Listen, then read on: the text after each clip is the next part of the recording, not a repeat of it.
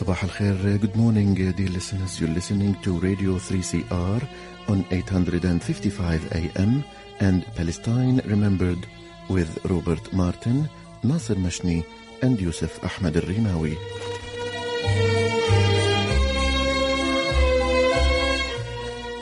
Palestine Remembered is Australia's only English-language radio program that is totally dedicated to Palestine. We'd like to welcome those listening on 855 and those that will join us on podcast at 3cr.org.au.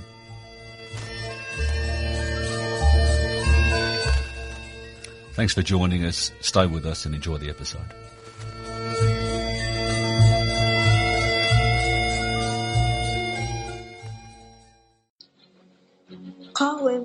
Resist my people, resist them. In Jerusalem, I dressed my wounds and breathed my sorrows and carried the soul in my palm.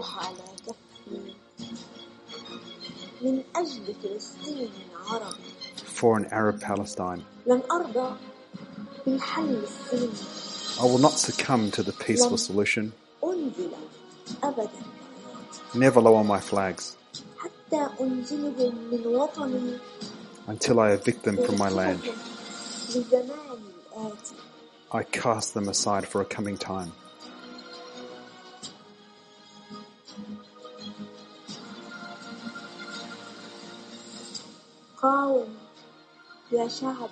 Resist my people. Resist them. Resist the settler robbery and follow the caravan of martyrs. Shred the disgraceful constitution which imposed degradation and humiliation and deterred us from restoring justice. They burned blameless children. As for Hadil, they sniped her in public, killed her in broad daylight. Resist my people, resist them.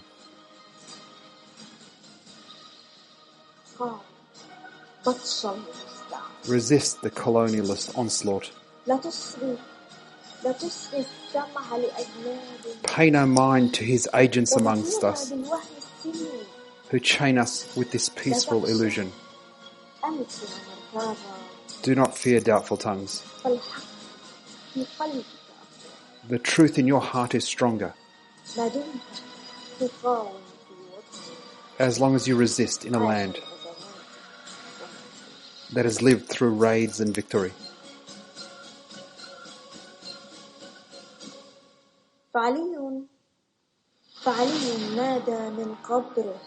So Ali called from his grave, resist my rebellious people. Write me a prose on the agar wood. My remains have you as a response. Resist my people, resist them. Resist my people, resist them. That was Darin Tartur. She published this poem in October of 2015. And for publishing this poem on Facebook, she was sentenced to 5 months imprisonment by the Israeli court. In fact, she served 3 months and then she was released into house detention, but her family had to rent a home in Tel Aviv because she had to be imprisoned within Israel proper. This is the democracy that is Israel today. April 17 is Palestine Prisoners' Day, a day of solidarity with Palestinian political prisoners and their struggle for justice and freedom. This past week, some numbers were released. Over 5,000 prisoners are currently held by Israel. 1,200 are undergoing interrogation, not yet charged. 432 in administrative detention. We'll talk about that in a minute. 41 women, 183 children. 70% of those children are imprisoned within Israel, so no chance for the Palestinians within the West Bank to get to them. A third of all Palestinian prisoners have yet to be found guilty. 95% of Palestinian prisoners report ill treatment and torture. Since March this year, 357 Palestinians, 48 children and 4 women have been imprisoned by Israel. Since 1967, 20% of the Palestinian population has been imprisoned by Israel. They've been imprisoned for things like waving a flag, reuniting with family, for a Facebook post, going to school or work, crossing a street, and even for no reason at all, administrative detention. Administrative detention is one of these benign terms that the Israelis use to camouflage the brutality of the occupation. Administrative detention is when a person is held without trial, without having committed an offence, on the grounds that he or she plans to break the law in the future. It's supposed to be preventative. There's no time limit on it. The person's detained without any legal proceedings or representation. They're detained by the regional military commander based on evidence that's classified and isn't revealed to them. This leaves the detainees helpless, facing unknown allegations, and with no way to prove their innocence or disprove those allegations. This law empowers military commanders to place individuals in administrative detention for periods of up to 6 months at a time, based on the expectation that reasonable grounds to believe that the reasons of regional security or public security require that a certain person be held in detention. If prior to expiration of the order, that military commander decides that there are still reasons to detain, and those same reasons still require the retention of the detainee in detention, they can extend it for another 6 months from time to time. The order actually allows for there to be no time limit, so the detention can be extended over and over. In practice, the reality is Israel allows itself to incarcerate Palestinians who have not been convicted of anything for years on end. Since March of 2002, since 8 years ago, not a single month has gone by without Israel holding at least 100 Palestinians in administrative detention. For the past 8 years, no less than 100 Palestinians have been held in administrative detention by the Israelis without charge, without conviction, without seeing what they've been charged with, without sight over the evidence, without an opportunity to represent themselves or to clear their names. So when you hear that Israel is a democracy, Israel is a country like ours, rule of law, you can throw back at those people, explain to me administrative detention. It's a cruel byproduct of a cruel colonialist mindset that subjugates and sees an indigenous population as inferior to the new rulers. We don't have to go too far to see the parallels between Australia and the incarceration rate of our indigenous brothers and sisters, the overrepresentations within our jails, correctional facilities, and other places of incarceration, whether they be mental health, etc. We don't have to look too far to look at the gap between life expectancy, infant mortality, health outcomes, to see what a colonialist occupying force does to an indigenous population. And they exist exactly here as they do in Palestine, as they do in any other colonized part of the world. And we know that none of us is free until all of us are free. Many of us know a concept of how a legal process works, and it's predicated generally on the TV shows we watch, whether it was LA Law back in the day or any of those myriad of other TV law enforcement shows. And a concept that isn't foreign to most of us is this concept of bail. Bail as a concept is never really part of the process in Israel-Palestine. It's not part of the process, and it's intentional. It's intentionally there to be cruel. Now this process, or bail, the concept of bail, of being released onto your own recognizance until time to face the accusations, the reality of bail is not an option for Palestinians. Now, if you're a Jewish child versus a Palestinian child, bail is normal, absolutely available and given to you, but not for Palestinian prisoners or child prisoners. The fact is, today, Jewish prisoners have been let out of Israeli jails because of COVID. And they should be applauded, because that's the right thing to do. De-risk the jails where there isn't an opportunity for practice safe distancing. It's the right thing to do to let go of people who might be on bail or on remand, etc. Obviously, within Israel, the democracy that is Israel, where it's a democracy if you celebrate God on Saturday. That works there. It doesn't work if you're Palestinian, where the jail cells are overcrowded 6, 8, 10 at a time, where practicing safe distancing is not available, over and above which not only have they not released Palestinians, they've gone a step further. They've banned family visits. They've banned visits with lawyers and legal representatives. They've banned phone calls. On top of which, they've decreased the products available in the canteen to purchase for Palestinian prisoners by something like 100. There were 4 types of soap Palestinian prisoners could buy. 3 of those have been deleted. The only soap now available is the most expensive of the 4 soaps. They're denied family visits. Prison wallets can't get topped up with family monies. The only soap that's available is now the most expensive soap. On top of all that, they've decreased the amount of hot water available and the opportunity to go to the bathroom. Now, aside from all of that, NGOs have been at Israel, have approached Israel and said, look, in COVID, let the kids go at least. Anyone under 18, let them go. I bet you can guess what the answer Israel gave to those NGOs. It was a loud and resounding no. On top of which, the Israeli military is still raiding Palestine. Since start of March, 357 Palestinians, 48 children and 4 more women have been imprisoned by Israel. There is no mercy and no respite under the ongoing ethnic cleansing, perpetual Nakba that is the experience of Palestinians under occupation by the Israelis. Whilst the world's attention is diverted by this pandemic, Israel continues its slow ethnic cleansing of Palestine, creating a situation on the ground that will force Palestinians to choose to live somewhere else. What these Zionists don't understand, what their calculations don't take into account, is the reality that Palestinians love the land more than life. They are not going anywhere. One thing that Palestinians have been able to show us is the resilience and steadfastness of an indigenous population's desire to stay connected to its ancient and deep-seated homeland. Palestinians are going nowhere. The best outcome for both peoples is for the application of international humanitarian law. There can be no peace without justice. No peace without justice. So Zionists and supporters of Israel know Palestinians are going nowhere.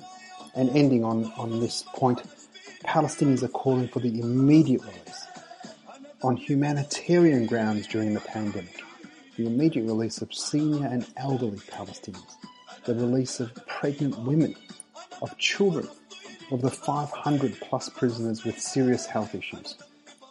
And for those that you choose to keep behind, please let the Palestinian prisoners at least make a phone call home. Let their families rest, knowing that whilst they might be incarcerated, tortured, abused, at least they're alive. It's the right thing to do. It's the human thing to do. Do the right thing, Israel. Listeners, if you're looking for a call to action, write to the embassy, wherever you might be listening to, the Israeli embassy, and demand that the Israelis heed the call of NGOs in releasing senior and elderly Palestinians, women, pregnant women, children, and the Palestinians with serious health issues, and to allow phone calls from desperate people to call their family members and to be able to be sure that they're okay. Israel's got a new government. We're going to talk about that in a second and exactly the deal that's been done, but there's an opportunity here to discuss Benjamin Netanyahu and his form of Zionism, is racism, the brutality and sickness that is the mentality that exists within the Knesset, particularly led by Benjamin Netanyahu and his maths. Netanyahu and Gantz both got enough seats to try and form a coalition. Neither of them could, independent of the other. The third biggest party was the Palestinian Party, the joint list, 15 seats. Interestingly, because, Israel keeps telling everyone what a democracy it is and how wonderful that Arabs and by Arabs they mean Palestinians, they have a full range of opportunities to serve within the beautiful democracy that is Israel. Benjamin Netanyahu on a whiteboard decided to scroll out his math as to why he had won the election. And he says 120 seats in the Knesset. I got 58 of them. My coalition got 58 of them. Benny Gantz's coalition got 47. Now, out of those 120 seats, of course we have to take out 15 seats, the joint lists, the Palestinian seats, the 20% of Israel that is Palestinian. We've got to take those 15 seats out. So in fact, there's only 105 seats that count. I got 58 of those 105, so therefore I got 55%. Now, if I got 55% of the Jewish vote, that means that I should be the Prime Minister of the State of Israel. This is Zionist logic. The indigenous people don't count, only the Jews do. I got the majority of the Jews. I should be in charge. This is easily represented using Zionist mathematics. 1 + 1 = a stapler. Now, if that wasn't absurd enough, on April the 7th, in the Knesset building, there were only 58 members of the Knesset present. They need 61 to be present to pass the Basic State Economy Bill. Benjamin Netanyahu asks Ahmed Tibi, the leader of the Joint List, the Palestinian Party, the 15 members of Knesset that represent the Palestinians, he asks them, please don't go. We need your votes. So Likud, Benjamin Netanyahu, who wanted to pass the economy law, needed the supporters of terrorism, and this is what Benjamin Netanyahu called Ahmed Tibi and the Joint List during the last election, the supporters of terrorism. He said, please don't go so we can pass the state economy bill. We don't want to shut down the economy. Does Zionism know no shame? We have a new Israeli government headed by Benjamin Netanyahu, aided by fellow war criminal Benny Gantz. They've created an emergency national unity government, primarily to work through the corona crisis. 3 elections ended up with another stalemate, and Gantz finally broke his pledge that he wouldn't serve in a government with Netanyahu as the Prime Minister. But they've done a deal, 14-page deal. The government will serve for 36 months.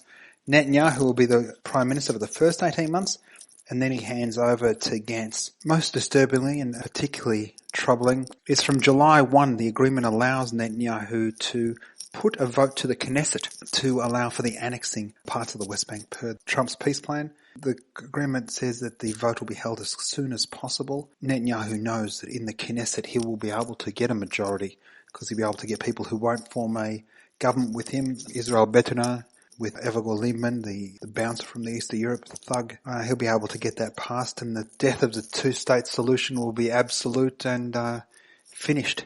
Interestingly, one of the challenges Netanyahu's been facing is an indicted criminal. Aside from being a war criminal, as we know, he's been indicted on some charges in Israel, and he's been clinging to power because he desperately wants to stack the Supreme Court with judges that will not allow a sitting Prime Minister to be indicted. So he's actually giving the opportunity to put one of his people onto a panel that chooses the judges. So interestingly, that's going to see how that plays out. The agreement also allows Gantz to become Prime Minister should Netanyahu get indicted and then call for immediate election. So same shit, different day, same duck quacking, looking like a duck, smelling like a duck. Israeli apartheid becoming greater and greater and more apparent, making the struggle for a free Palestine impossible, and making the call for a one-state solution where all peoples between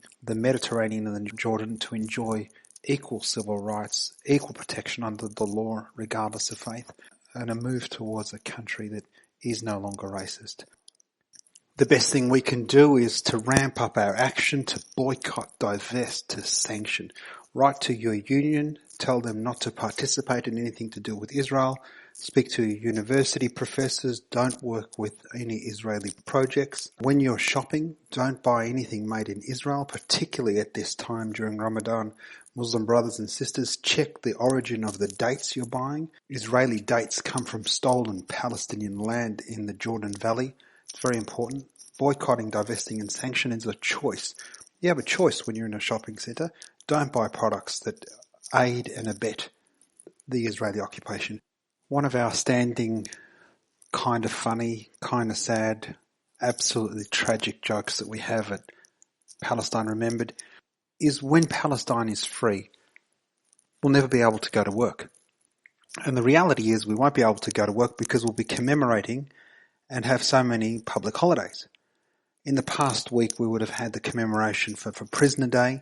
we would have had a day off for the assassination of Abu Jihad, Khalil al-Wazir, and we would also have a day of remembrance or another public holiday for the Qana massacre in April of 1996 in Lebanon. I'm going to speak about this massacre in Lebanon because it's important. The Israeli Zionist machine is all too well practiced in massacres. I'm going to talk about an unhappy history of Israeli massacres in a second. This massacre was in Lebanon and killed Lebanese. The Israeli Zionist machine has been practiced in its massacres. We can go back to 1946 where Zionist militias blew up the King David Hotel, killing 91 people. We've spoken about Deir Yassin before, the official start of the Nakba, the Palestinian catastrophe that led to over 750,000 Palestinians fleeing Zionist terror gangs.